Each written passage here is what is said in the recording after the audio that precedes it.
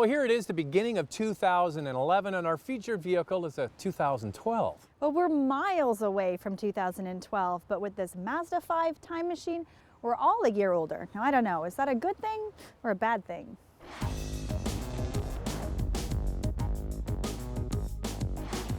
If only humans could play tricks with Father Time the way the auto industry does. A facelift is an option, and that is exactly what Mazda has done with the Mazda 5.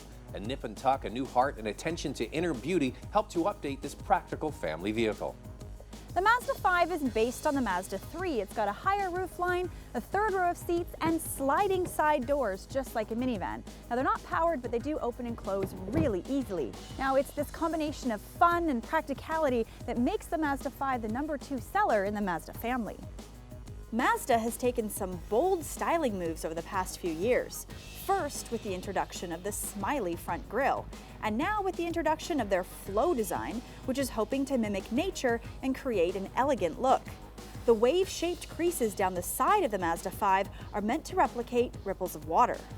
This new 2012 is built on the same platform as the outgoing 2010. The dimensions are roughly the same, but the introduction of this more fluid approach makes the Mazda 5 look more dainty, even feminine.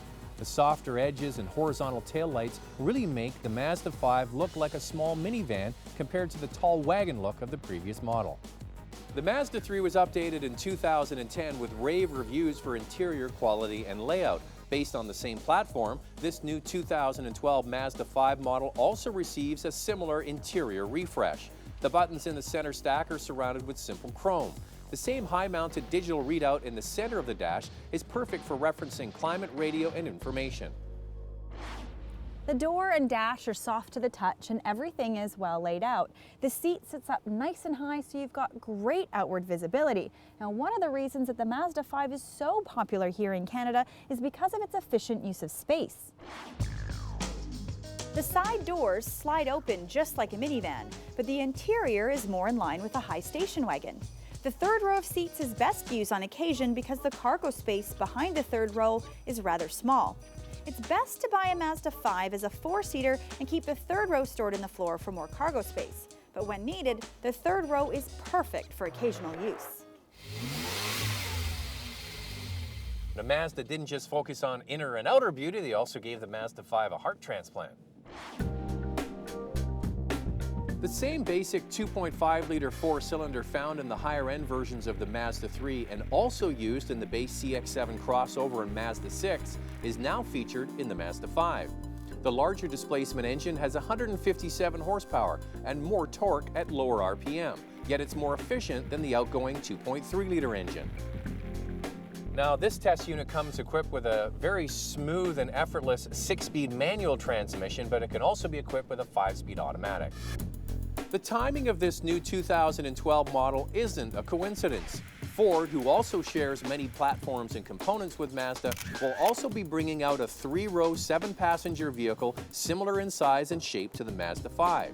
This new vehicle is called Ford C-Max, and it's built off the new Ford Focus platform, where this Mazda 5 is based on the outgoing platform.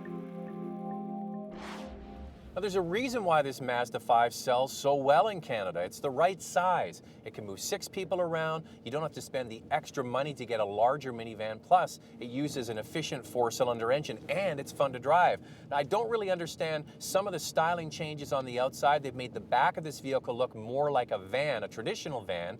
There's a certain segment of the population that just won't be caught dead in a van. The sportiness that this vehicle has always had is still intact. Mazda places more emphasis on driving dynamics than a lot of the other manufacturers do, and it really shows, even in a family vehicle. It's got a lively engine, a smooth shifting manual transmission, and a great suspension setup. It's a lot of fun to throw around.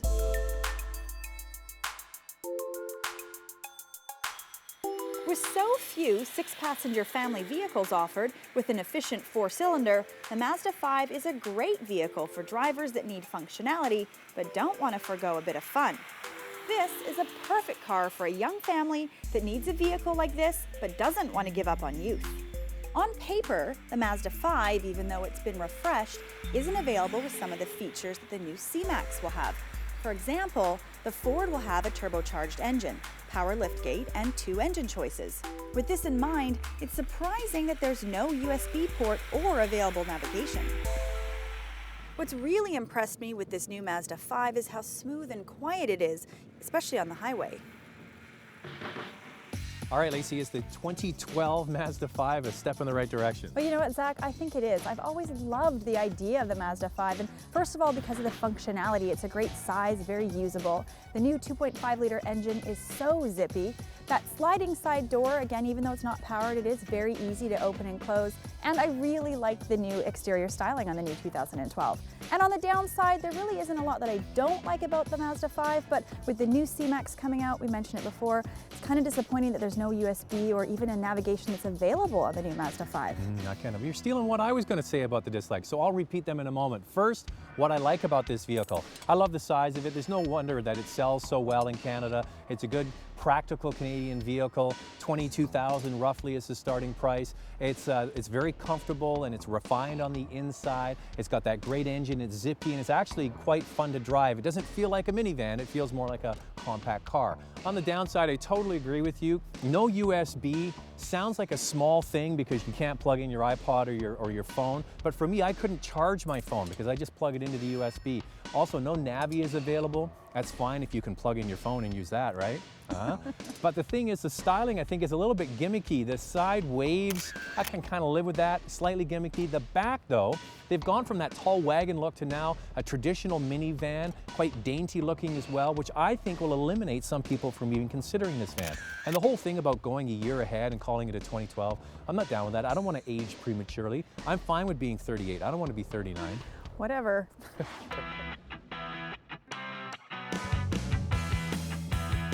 Want to see how the old Mazda 5 stacks up against the new? See both reviews at drivingtelevision.com.